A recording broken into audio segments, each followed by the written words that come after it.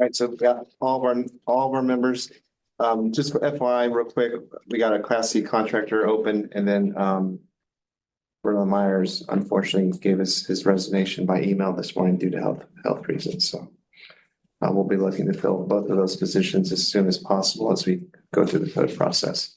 All right, Matt, you want to kick us off? Call the meeting. Do you want me to do my intro first, and then you do the chair and vice chair? So my name is Matt Schmidt. I was brought on. I started this a little bit earlier, so sorry for the redundancy, but brought on at the end of October by Brian and Jeff and Amy. The cliff notes are I graduated from Kansas State University, so bear with me. Worked in Dallas for a few years and then spent 14 or 15 in New York City working for a high-end retail architectural firm as an AOR, client rep, and a lot of CPM type work. Spent a lot of time on site throughout the country, a lot of times with building departments, New York, LA, San Francisco, Chicago, Vegas, a lot of pretty challenging municipalities. So while on the other side, as we've been saying it, of a lot of permitting, a lot of experience with it. And I think a bit of a leap of faith and a good idea on Brian and Jeff's side to bring somebody in from the other side. And it's in the first 3 months, I think I've seen it working, somebody that can be empathetic to the customer without having to fake it, right? And so with a fair amount of knowledge with building codes in the process, so that's been really helpful, but really working to facilitate that for the people that are applying for permits and getting inspections done and getting sign-offs and things like that. So I've enjoyed these first 3 months. I think just in the last few weeks, we really started to gain some traction with some things that Brian has been trying to implement for quite some time. And now that we're fully staffed, I think we're starting to see some results. And it's been pretty tangible and pretty quick. So that is my story. Married with a 4-year-old. If you can see the bags under my eyes, that's why. But really enjoy the work. Excited to do it. Excited to meet you guys. Looking forward to perhaps still new employee feelings, but looking forward to getting this code implemented as well. So. All right. Thanks, Matt. Appreciate it. I think he's just to piggyback, I think he's a great addition. He's already done a lot of great things in a relatively short period of time. So I think you guys will enjoy communicating and working with him. I would like to acknowledge 2 new board members before we get further into the chair and the vice chair elections. Adrian Jones is a new person remote. As most of you know, if you don't know, Adrian was a long time city employee on our building safety division side with, first he was a mechanical. Adrian, speak up and let me know if I get any of this wrong. I'm listening to you.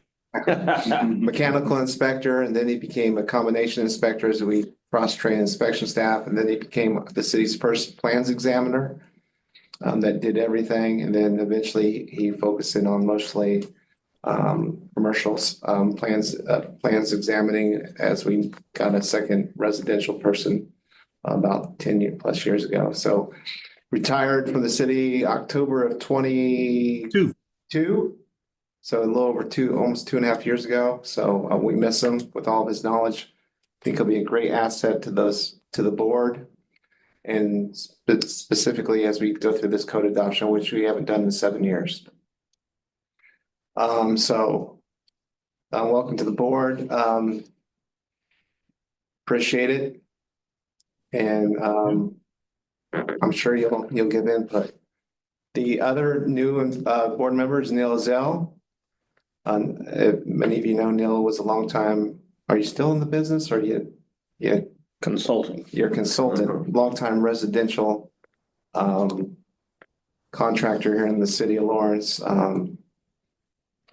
My brother-in-law's father was his partner for many years, so I heard the name through family conversations quite often. So he brings a wealth of knowledge as well, so he'll be another valuable asset to us as we go through this process. So welcome aboard, you two, and we look forward for the code adoption this is our kickoff today. We'll go through we're gonna do the chair and vice chair elections first. We have to meet once a year. So we'll do the chair and the vice chair election next on our agenda. Then we'll follow up with the code adoption, talk a little bit about the memo. We won't go into great detail on that. And then we'll have a Q&A questions for you guys to ask, questions how we proceed. It's a little bit unique this year because we skipped 21. So since we've been doing the ICC codes, we never skipped. We went 6, 9, 12, 15, 18. We skipped 21. So this is new. And then we used to have the more individualized boards, which we did away with like 5 years ago. So this is the first skipping a code cycle, and the first with a 11 member board versus independent electrical, mechanical, plumbing, building type stuff. So anyway, with that being said, so what we'll do now is we'll elect a chair and a vice chair to serve in those positions for this year. And then the next board meeting in 26, we will do it again. So they're good for a year. If the chair leaves the board or is unavailable for a meeting, the vice chair steps in. If the vice chair is second person can't be there and both of those people are absent, then we do a pro tem, so to speak, and fill it in. But usually, I don't think that's ever happened. Attendance of these meetings are obviously highly encouraged. We don't have many throughout a typical year. We'll probably have some more meetings this time because we're doing a code adoption. So a quorum is 6 out of 11. Anything with 6 is everything's open. The Kansas Open Records Act. We're recording this for the public or the people at home to view this. If we're less than 6, it's not an official meeting, and we don't have to worry about the Kansas Open Records Act. So just be aware of that. We'll probably send out the bylaws again to refresh everyone's memory of what those say and the purpose of the board. Really, there's a couple main functions of the board. Interpret whether we enforce regulate codes correctly through appeals to the board, and then make recommendations and review of code adoptions and so forth. That's the main key. This board, to refresh everyone's memory, also takes in property maintenance code appeals, which happen occasionally. So that might be a possibility as the board moves forward. I think it's happened once or twice, but it hasn't happened in the last several years. So with that being said, we'll open it up for the board to, we'll have a motion for anyone that would either recommend someone as chair or themselves as chair, and then we'll take a second on that and a vote, and we'll go from there. So I open up the meeting at this point for anyone to state their claim to nominate someone for chair for the year of 2025. Hey, Brian, I have a question related to what you just said. Typically, I don't know if it was every year or every 3 years or so. We usually have somebody from legal come and give a little short presentation on open meetings. Yeah. Are you going to do that this year? I've reached out to legal already, city attorney's office already on that. Yes, that's going to be planned. And also to expand on that, there's going to be a rewrite of all the city bylaws for all boards. So that's in the process as well. So yeah, I will, okay. I will keep you abreast of that open records education as it progresses throughout the year. Yep. Anyone want to make a nomination for chair? So I think I'm the existing chair. You're the existing And chair. I'm willing to serve again. You're willing to serve again? Okay, so we got Sarah Jane's willing. And really, just to ease anyone's concerns, you do have a role for the bylaws, but I don't think this is overwhelming even during a code adoption year. So I appreciate you stepping up. So Sarah Jane has nominated herself to be chair again. I hear a second on that nomination? I'll second. Okay. I have a second by Warren, so let's take a vote. There's all in favor, say aye. Aye. Aye. Anyone opposed, say nay. Okay, that passes 9-0. So Sarah Jane will be our chair for the year of 2025. Now we move on to vice chair, so I need a nomination for a person to serve as vice chair underneath Sarah Jane for the year 2025. If nobody's going to nominate, I'm willing to serve as vice chair, but somebody has to nominate me. I'll nominate you, Adrian. All right, Lord, thank you. Okay, I'll second. okay, we have multiple seconds, so Adrian Jones is nominated as vice chair for the year 2025. So all of those in favor say yay. Okay. Anyone opposed? Nay? Okay, simple as can be. 9-0 vote on both. All right, so for 2025, Sarah Jane will be our vice chair. Our chair, and Adrian will be the vice chair for 2025. So we'll move forward with those two appointees. Thank you both for stepping up and serving, especially for each taking on the role again. As I mentioned earlier, we're still trying to get the Class C contractor filled, and that's appointed by the mayor. So I've asked city clerk this morning to please help us get that done, especially during this time of a kickoff on the code adoption. And now we have the second opening on the electrical part of that. As you guys remember, there needs to be certain board members of each field, and those are the two that we're missing. So with that being said, the main reason we're here today is to talk about our implementation schedule, our thoughts.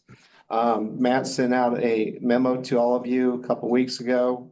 We put some very good thought into this, but with that being said, this is a moving document, so we are not, if you guys come up with ideas or suggestions, we're going to listen to you, obviously, as the board, and you can get involved before us bringing a final product to you.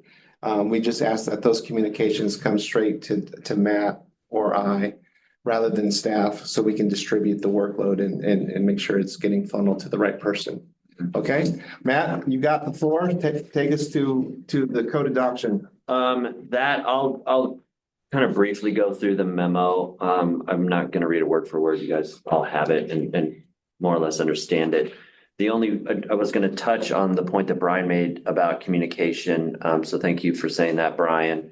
Bring it to myself and Brian, and this will go both ways. So if the staff has questions for you all, it's going to come through Brian and us, or Brian and me. We'll filter it out to you guys, and then vice versa, for two main reasons. One is to track the communication and track your involvement, just for myself, for education and for record keeping. And then second is just for workload management of the staff.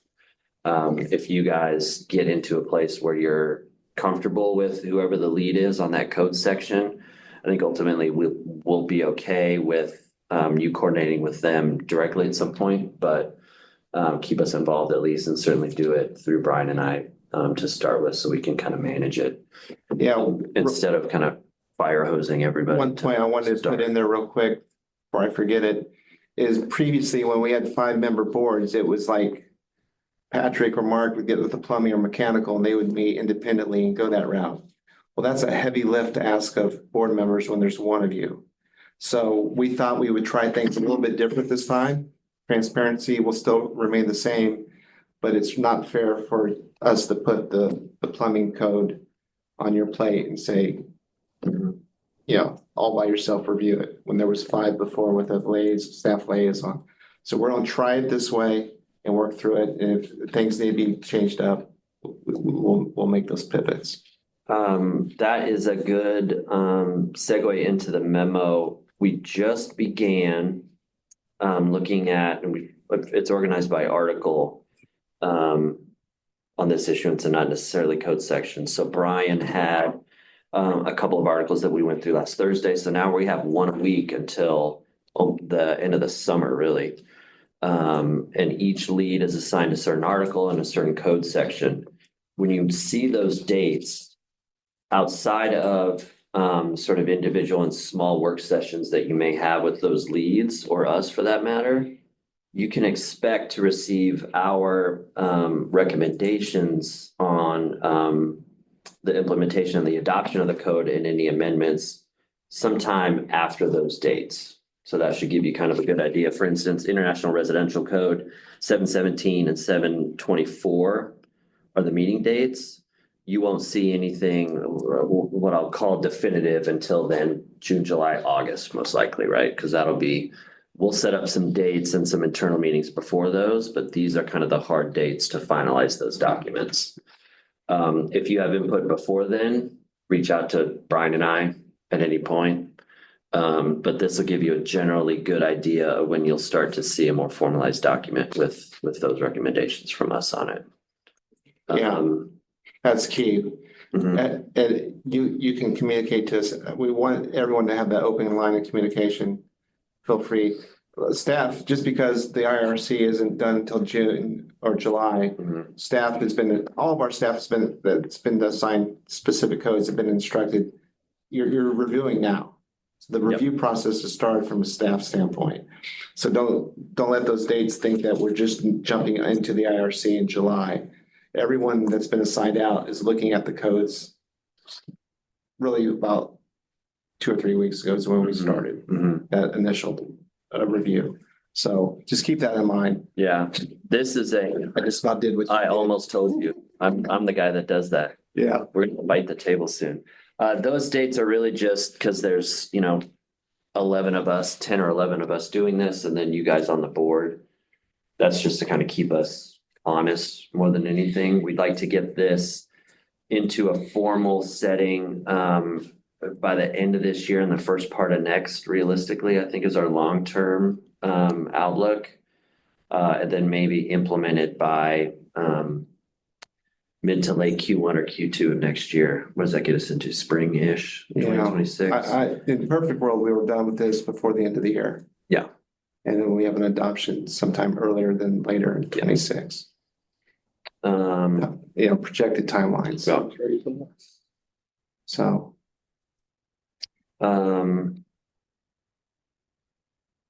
Those are kind of the major points. I did want to say, in terms of if you guys had questions about 21 versus 24, main reason going to 24 would be that, like Brian said, we had skipped a year. I don't have any history on that, but we had skipped a year by foregoing 21. By the time we get 21 implemented, we're going to be studying up for 27.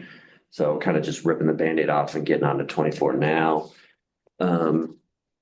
I'm the new guy, so that doesn't bother me, but there's some that are a bit closer to retirement that weren't terribly thrilled with that decision, but I think it'll be good for everybody ultimately. So and then it was the communication bit. Otherwise, we have this laid out with leads on each code section. That does not mean that they are the only ones working on it, right? So some of the heavier lifts, as Brian said, are going to be IRC and IBC, and those are going to be team efforts. Brian and I will be involved in those, and then the accessibility, and then we've got some of the inspectors, Mark and Patrick in mechanical, plumbing, and fuel and gas, and then Lee is obviously helping quite a bit with the residential code as well. Justin McCrae is a new permit tech of ours that was an electrician by trade, so he's helping Brian and I with the NEC implementation. And then I would say the fire code then is Jason Love, Jason Ray, and Chris. So we are folding them into these plans, but they're really taking the lead on all the IFC stuff. So if we have any input or any questions about the IFC, we would put you in touch with Chris and the Jasons on that. Other than that, there's a couple of articles at the end that we need to pick up that haven't, like administration. There's a couple of little things that will get taken care of as well, but I think the memo is relatively self-explanatory, so not to rush through that, but I think we can go to questions or concerns or input if you guys had any. Well, I like to say, I served on the ICC committee for the energy code. Of all the codes that I think is going to be the biggest change is going to be the energy code, and that usually gets some of the builders a little bit. Those are the ones that we had the most amendments adopting, that IRC and commercial energy code. And I served on the ICC committee for the IECC and residential and energy. And their philosophy was a glide slope to net zero. And I don't know how much you have looked at that or have any proposed amendments for those codes. That's one thing. The second thing is what resources, as you put out your proposals for the adoption of the code, what resources will the board have to review those codes and kind of study if we have any suggestions or anything like that? I was thinking about this before, and I know the city has a membership to the digital codes, and I was wondering if you could give the board members access to that digital account. I don't know if it's a certain number of members that you can have on that subscription, but wonder if that's a possibility.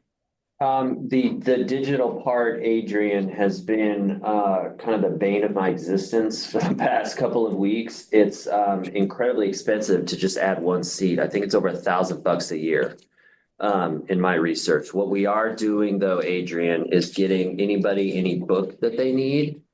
And I think digital access to the books is also a good idea because that's relatively inexpensive. But I won't speak, Brian, out of turn here, but I don't know that there are plans for us to add any digital seats to our ICC membership. I think what we might want to do is every member think about what type of involvement they want to be in. I mean, I know everyone wants to be involved. It's really important that we get it right. But then figure out, like Matt said, if we are more than willing, obviously, to get more textbooks. We've tried to get an answer from ICC on the digital access, and it's like reading a foreign language on their website. So Matt, you actually spoke to someone on the phone? I spoke with two people and I kept beating around the bush, it seems like, but essentially like, all right, we have one premium license and a couple of concurrent codes, right, Adrian? Yes. And those codes, as I understand it, the city of Lawrence only have one ICC license, which approaches $1,000 a year. And then those concurrent codes are free, as I understand it.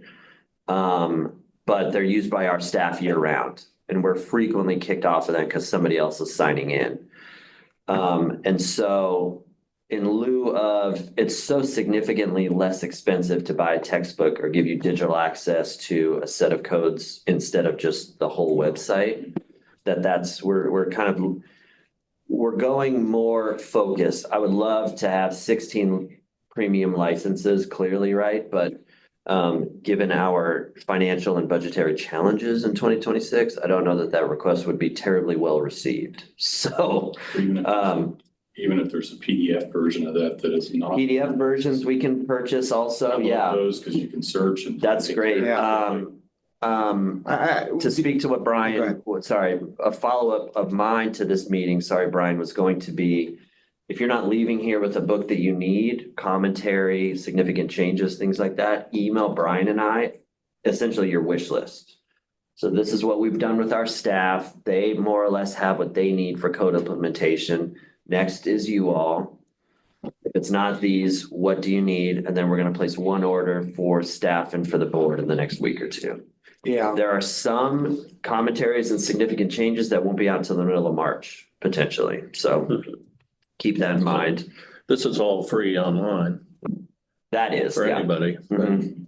I need the commentary. Commentary, yeah. And Yeah, I noticed if you scan the QR code. QR code for the changes, it takes you to the new, and in Mhm. blue, it's whatever they added to previous year. Yeah, that's a good than point. They, you 21. know, they used So to, you can, they used to the black line on the side there and you, Mhm. oh, now it's a QR code. Really? Yeah, I like the black line. Yeah. I do too. I I'm do old too. school, but, Just Boom. boom, Now yeah. you need a phone and an Yeah. account. So at any rate, there are probably half a dozen ways to do it, to your point, in terms of Lee and Mark are flipping through each book right next to each other, right? Like seeing what's different and doing it that way. So And I don't think they need to make a decision today. What no, works no, best no, for not you. at all. You Like I said, take- stuff's take not a- out till Take middle a of few March. days to think about it and then let us know.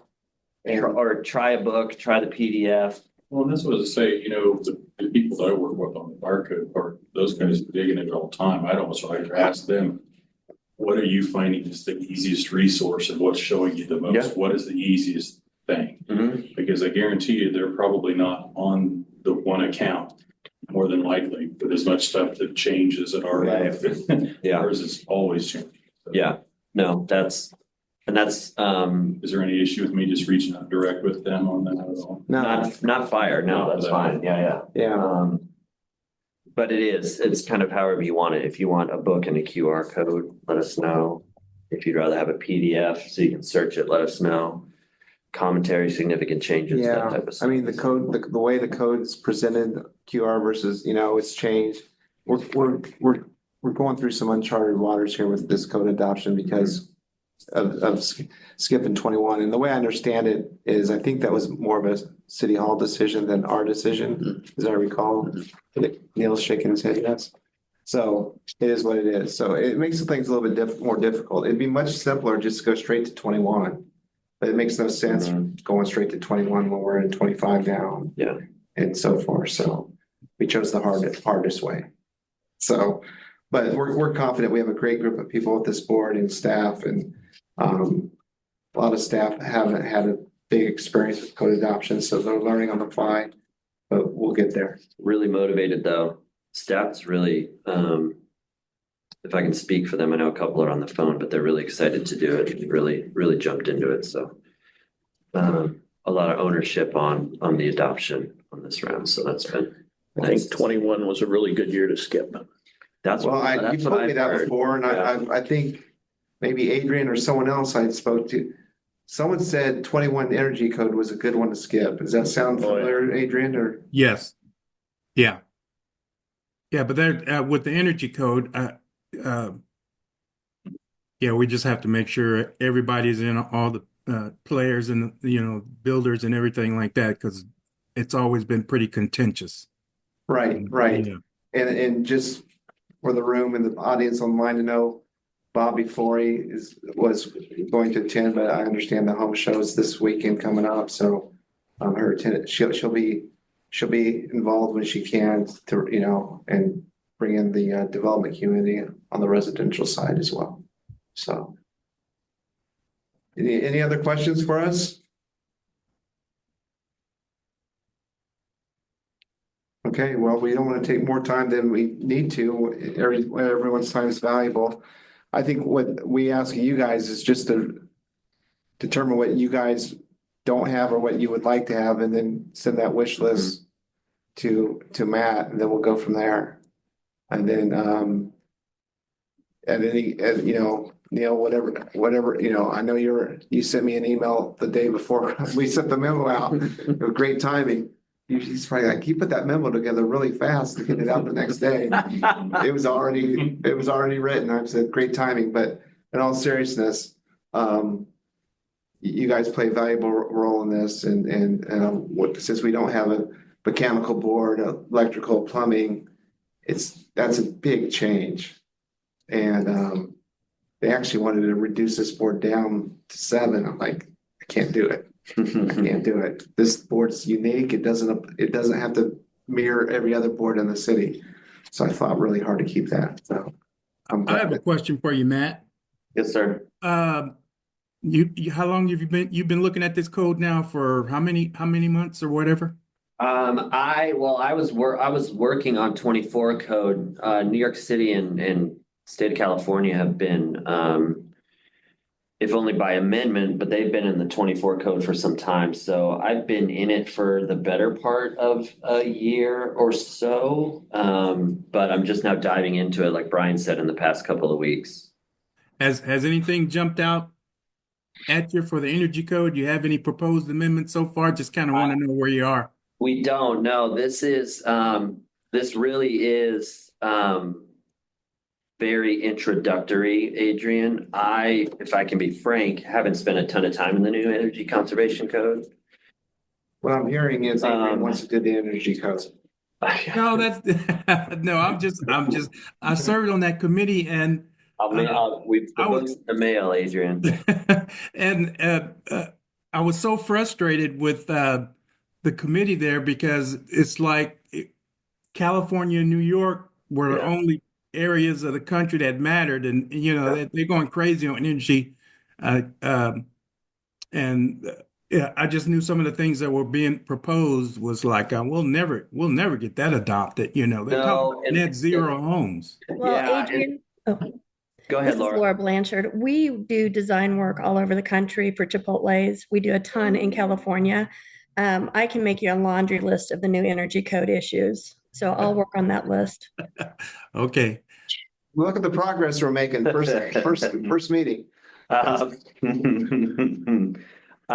Yeah, even in the work that most of the stuff that I did was interior fit out stuff. So I'm pretty used to only 1 or 2% of the building code applying to what I'm doing. But even in some of the things, like I said, I did a lot of kind of CPM work. I wore a lot of hats, but I am aware of the challenges involved with trying to adopt a lot of this energy stuff, especially with the builders. So we anticipate that the energy code might be one of the tougher implementations of any of these.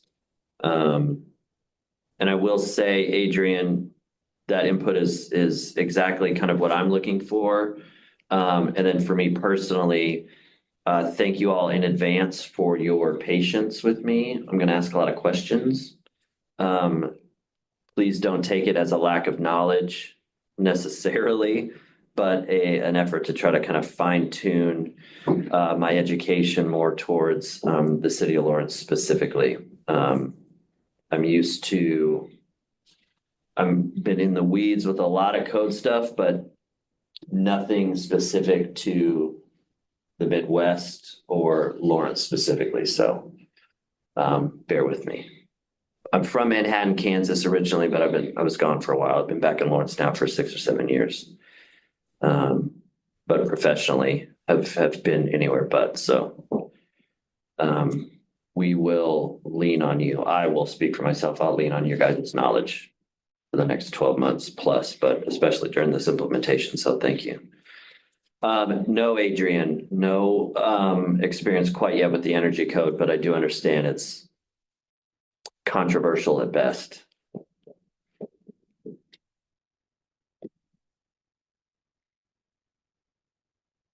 Anything else? Sean, were you going to speak up? I saw you go off mute, not to call you out. Oh, no, I was actually going to ask, this is Sean, obviously, going to ask about if there were the kind of significant changes, and sounds like you kind of said we can get those. And, I guess like you kind of imply, we almost need the 2 sets of them from 18 to 21, 21 to 24. But Yeah.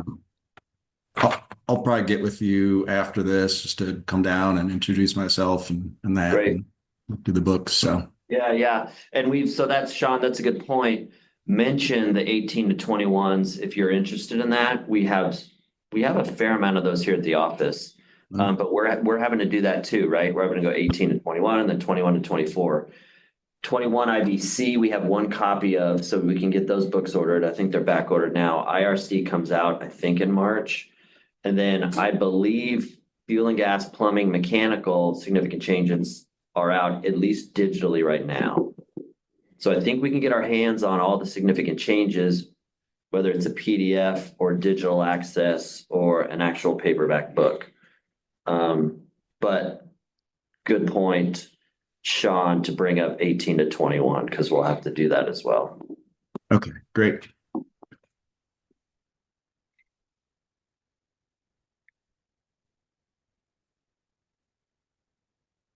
Mike, anything? Nope, I do not believe I have anything to add. Alan's being awful quiet too. That's Oh, he's off screen. That's a little surprising. Concerning. Very.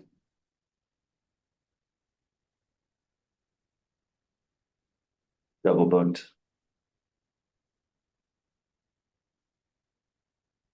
Well, if no one else has any questions, take a motion to adjourn and then we'll wait to hear back from everybody about what they think they need that they don't have, and then we'll start working on that as soon as those textbooks and so forth come available. Yeah, and Brian made this point. I'll say it again. If I can be redundant. The dates on these individual articles or code implementations doesn't mean we're starting in July, right? So if you guys have any input, send it to us straight away. I won't speak for the staff. It's going to be individualized based on kind of when they're starting and how they're handling it. I'm very interested in getting involved pretty early on. So you may get some questions from me early. But I would encourage your participation early and often with Brian and I, and then we'll filter and bring in the staff as we see fit. So as soon as you're ready. And looking way ahead, the way this works is we'll get, based on all this discussion from now till the end of the year, we will begin to start drafting the ordinances sooner than later. And then with any amendments will be shown in those, and then we'll have a final board review. So before this gets sent to the commission for first reading and adoption, this will be fully vetted by the board. So there'll be complete transparency between staff and you guys. That's the only way this works. So just keep that in mind. That by the end of the year. Hopefully. Yep. And then where in that schedule will be the meeting with the stakeholders in the city? Well, we haven't finalized that yet, but I mean, for one big stakeholder is Lawrence Home Builders Association, right? So that's partially addressed through Bobby Flory's attendance at these meetings and so forth. But we'll do plenty of outreach as we get further down the road, probably late summer, early fall. Be honest with you, Adrian. And you being a former city employee and long-term code knowledge, master code professional, we really appreciate your jumping on the board. Well, even in my short time being retired, I'm seeing the other side. So I wouldn't call it the dark side, but I see some of their concerns, the designers. I used to call this the dark side, Adrian. We just switched places. So. Okay. I don't think anyone else has any comments or concerns or questions. All right. Move to adjourn. Okay, move to adjourn by Adrian Jones. I need a second. A second. Seconded by Neil Lazelle. We will adjourn at approximately 3:45. You didn't have a vote, Brian. Oh, thank you. All in favor of adjourning, say aye. Aye. Aye. Nay. Vote passes 9-0 to adjourn. Thank you, Adrian, for that reminder. And we'll be in, take a few days, a week, whatever it takes for you to think how you would want to review this, because everyone may review differently, and then let us know. We'll go from there. One thing I did want to say, obviously we moved. It made the paper. We had a conflict. Didn't work out. There's free 2-hour parking along that far south road next to the old Root of Oregon building. If for further meetings, that's a 2-hour window. I don't think we'll ever meet for more than 2 hours. So that's free parking. So if you worry about a parking place, you can park there. We'll either utilize this conference room or the ground floor conference room in our office. So it's just the ground floor is a little bit more accessible, but it's also a little bit more dingy. So we like this view up here. You can see the eagles. It's white walls. It doesn't have the nice dingy wall. Yeah. Okay. I appreciate everyone coming. Thanks everyone online. Talk to you soon. Okay. Thank you. Thank you. Bye now.